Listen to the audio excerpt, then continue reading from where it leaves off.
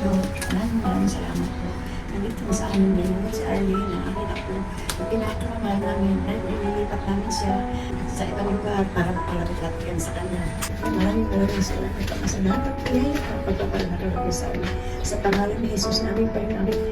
Panginoong Hesus Kristo, naglatag-hahal ko namin ang pagpakailan ng araw ng mga kapatid. Sige, Spirit.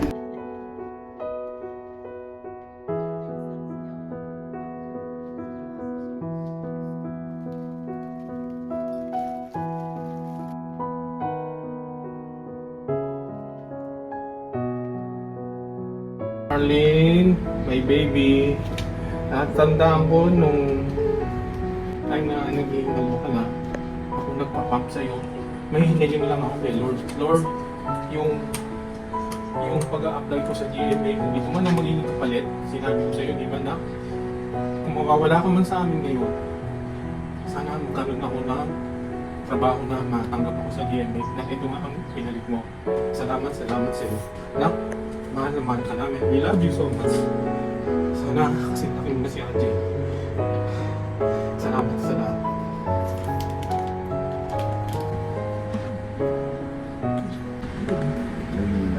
Thank you and sana kayo parang parati.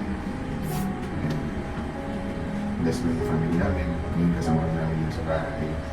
Kung ano pang babayaran niya. Anything. Discount. Arlene, so continue to bless us, guide us, and always be a angel. Okay?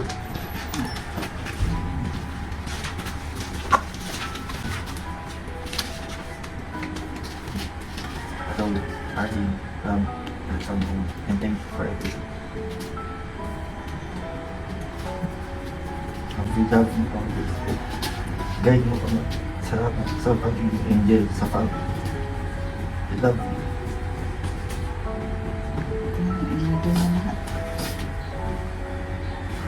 My twin. Okay na siya. Ha? Okay na siya. In parts.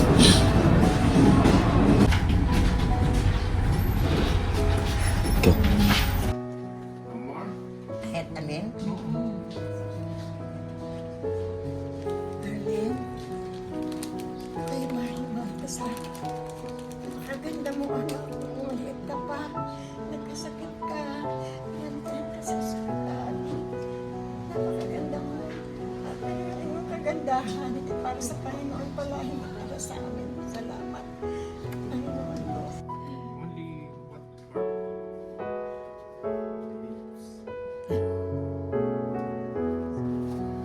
So, ang last step, itong natitirang to, ibubuhos mo na si RJ na. Yung malalaki mo yun. Parang Ano madudulong?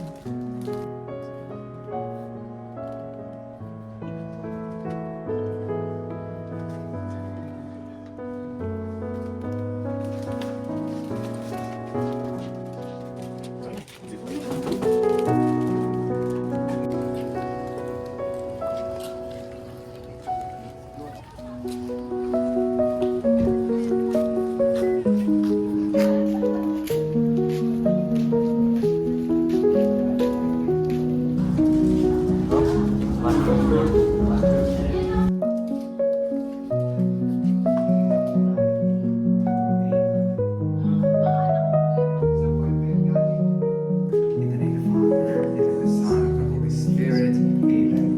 The Lord be with you. Brothers and sisters, let us acknowledge our sins and so prepare ourselves to celebrate the sacred mysteries. We may rejoice twice again through Him. Jesus told her, I am the resurrection and the life. Whoever believes in me, even if he dies, will live.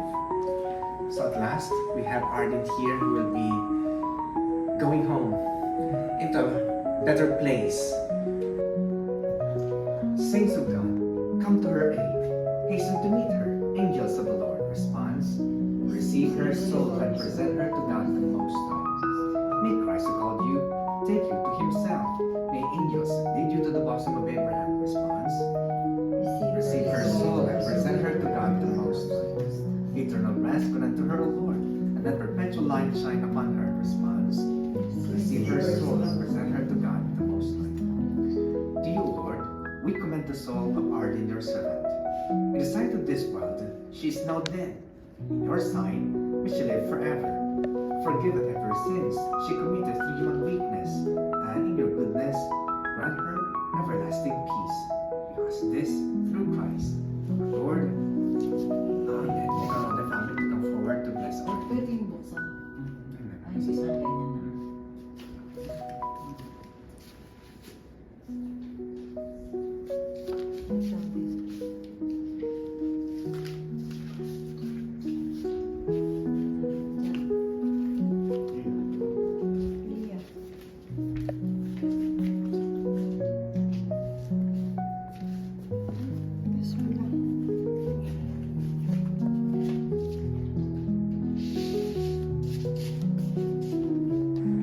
But the better place is not just in the womb of the earth. The place of Arlene is in heaven. Yes, she will be remembered here below because she's still part of our family. And at the same time, she is the family of the church as baptized. We are just pilgrims here in this world. And as pilgrims, we walk with faith, hope, and love towards our own promised land. The last breath here in this world will also be our first breath in eternity. Saints of God, come to her aid. Hasten to meet her. Angels of the Lord responds. Receive her soul and present her